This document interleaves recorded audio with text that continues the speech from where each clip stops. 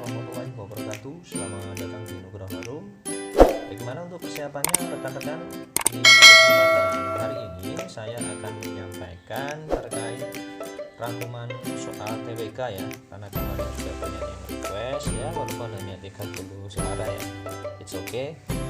Dan saya beritahukan untuk TWK itu ternyata ada kompetensi di bahasa Indonesia ya, artinya soal-soal bahasa Indonesia itu diintegrasikan di tes wawasan kebangsaan. Jadi rekan-rekan harus paham terkait bentuk materinya.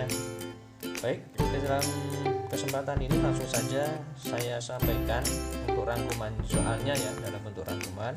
Jadi rekan-rekan harus tahu bahwa di tes TWK itu ada bahasa Indonesia terkait untuk mengetes kemampuan berbahasa Indonesia yang baik dan benar menuju pada ejaan yang disempurnakan ya. Sedangkan ejaan itu sendiri adalah seluruh peraturan yang menggambarkan lambang-lambang bunyi ujaran dan cara interrelasi antara lambang-lambang itu di dalam suatu bahasa, seperti itu ya.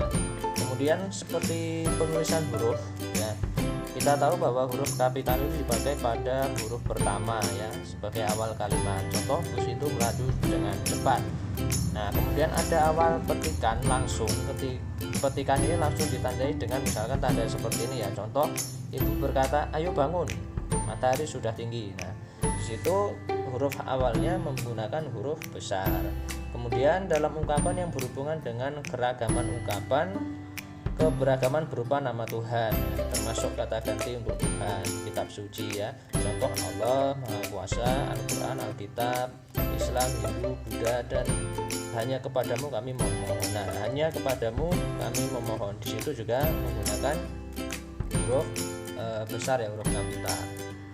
Kemudian ada unsur nama orang. Nah, nama orang ini juga menggunakan nama huruf besar ya, nama orang menggunakan huruf besar. Kemudian ada unsur singkatan nama orang, gelar dan sapaan. Misalkan untuk menulis singkatan yang diikuti oleh tanda titik, contoh Dr.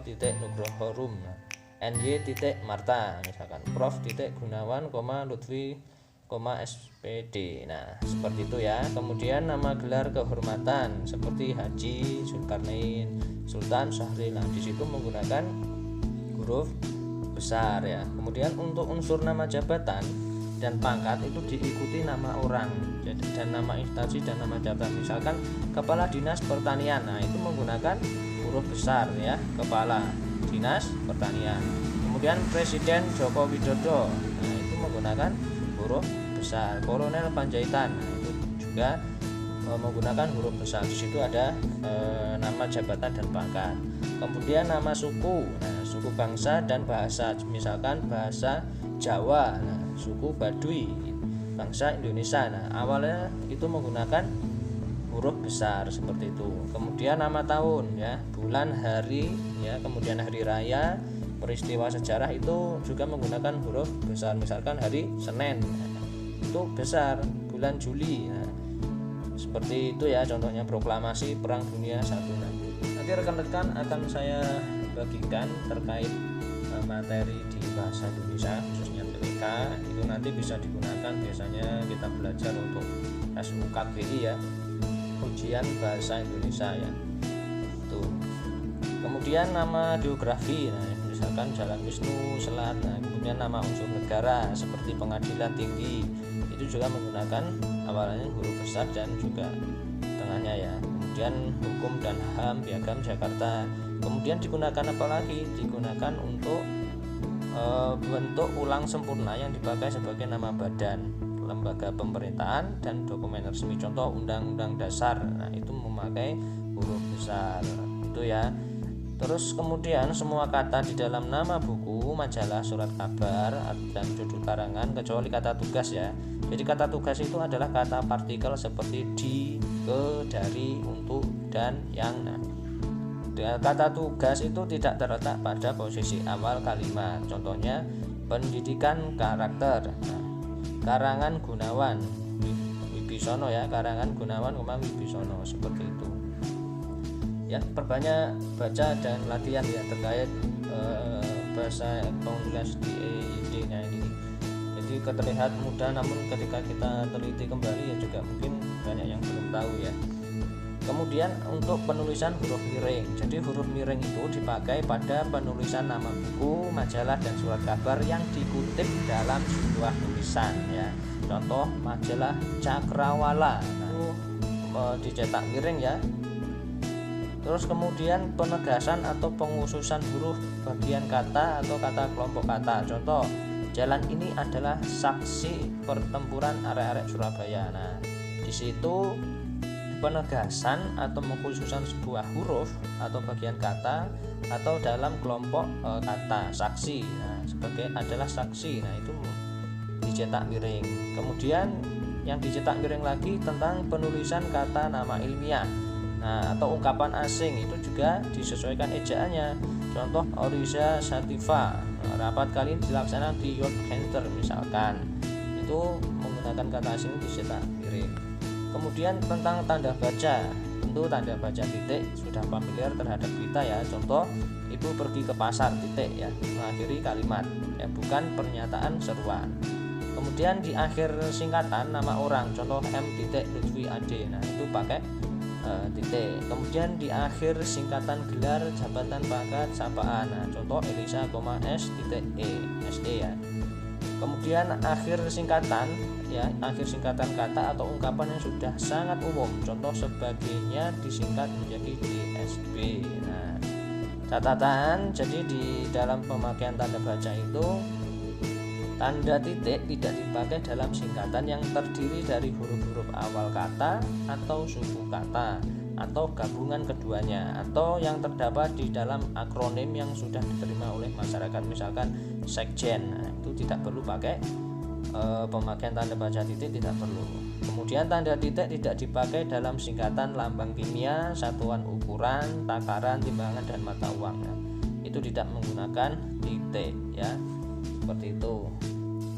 Next, kemudian tanda koma. Nah, tanda koma ini digunakan untuk antara menjeda ya unsur-unsur suatu perincian atau pembilangan. Misalkan Latika membawa tas, koma, tempat minum, koma, dan payung. Nah, di situ ada penjedaannya. Kemudian untuk memisahkan kalimat setara yang satu dari kalimat setara berikutnya yang didahului oleh kata seperti, tetapi, atau melainkan. Nah, contoh saya tidak pernah menyesal sekolah di desa, koma, tetapi, nah saya ingin merasakan gemerapnya kota. Nah, itu tanda koma digunakan. Dan poin yang ketiga, di belakang kata atau ungkapan penghubung antar kalimat yang terdapat pada awal kalimat termasuk di dalamnya oleh karena itu, jadi, lagi pula, meskipun begitu. Nah, contohnya lagi pula, koma, tidak ada model sepatu yang cocok untuk dikenakannya. Itu ya. Jadi nanti saya jelaskan semakin poin ke bawah itu semakin jelimet. Ya, makanya dicermati. Kemudian untuk memisahkan anak kalimat dari induk kalimat. Nah, apabila anak kalimat tersebut mendahului induk kalimatnya, contohnya seperti ini. Jika jalan macet, koma, saya terlambat sampai kantor. Jadi jika jalan macet itu anak kalimatnya ya, seperti itu. Sedangkan saya terlambat sampai kantor itu induk kalimat, seperti itu. Kemudian tentang tanda titik dua. Nah, titik dua ini mengakhiri suatu pernyataan lengkap bila diikuti rangkaian atau perincian selanjutnya. Contoh, bahan roti baru kukus seperti titik dua, tepung terigu, koma, mentega, koma, dan telur. Kemudian ada catatan tersendiri untuk tanda titik dua tidak dipakai jika rangkaian atau perincian merupakan pelengkap yang mengakhiri pernyataan. Contoh, digunakan sesudah ungkapan atau kata yang memerlukan pemberian. Contoh ya, ketua titik dua Rajiman, wakil titik dua Widodo. Nah, seperti itu ya. Kemudian digunakan lagi dalam bentuk teks drama, yaitu sesudah kata yang menunjukkan pelaku dalam percakapan. Contoh, Galuh titik dua, Wen maafkan aku. Kemudian Wenda titik dua, pergi dari sana. Nah, itu menggunakan titik dua ya, dalam teks drama naskah itu menggunakan itu percakapan pakai titik dua. Nah, kemudian ada tanda tanya ya, ada tanda seru, tanda hubung. Nah, kalau tanda tanya, tanda seru saya rasa sudah paham ya, jadi tidak perlu saya jelaskan. Untuk menanya, tanda seru untuk merintah. Tanda hubung ini tanda yang dihubungkan pada untuk menyambung unsur-unsur kata ulang ya. Contoh undang-undang ya, teman-teman, rekan-rekan, seperti itu. Nah, untuk menyambung huruf kata dieja satu persatu bagian-bagian tanggalnya, misalkan contoh ini ya, ilusi, semuanya dipisahkan ya, contohnya ya. Kemudian tanggal 29/07/1994. Kemudian untuk merangkai nah se-Indonesia misalkan itu pakai tanda penghubung strip gitu ya, dengan kata berikutnya yang dimulai dengan huruf kapital.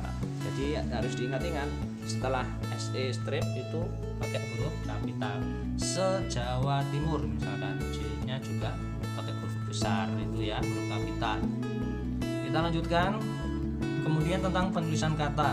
Untuk kata depan di, ke, dari ditulis terpisah. Nah, ingat ini sepele ya. Kalau dalam penulisan di karya ilmiah harus diingat-ingat ya.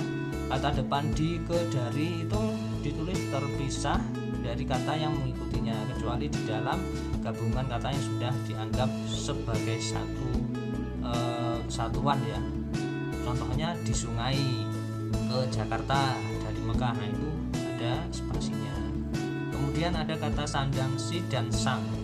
Kata sandang si dan sang itu ditulis terpisah dari kata yang mengikutnya, misalkan sang kancil, si manis ya, sang mentari, kemudian sang awan. Nah itu memakai jeda ya, pisah ya penulisan katanya.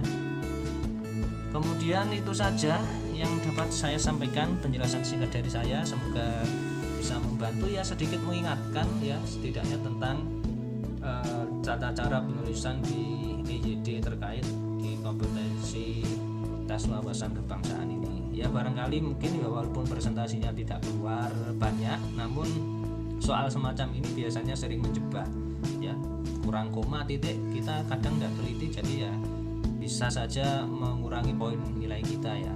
Itu saja, silahkan bisa di-download untuk materinya di link di bawah ini. Jangan lupa untuk share, subscribe, dan berbagi ke rekan-rekan yang lain. Saya akhiri, wassalamualaikum warahmatullahi wabarakatuh.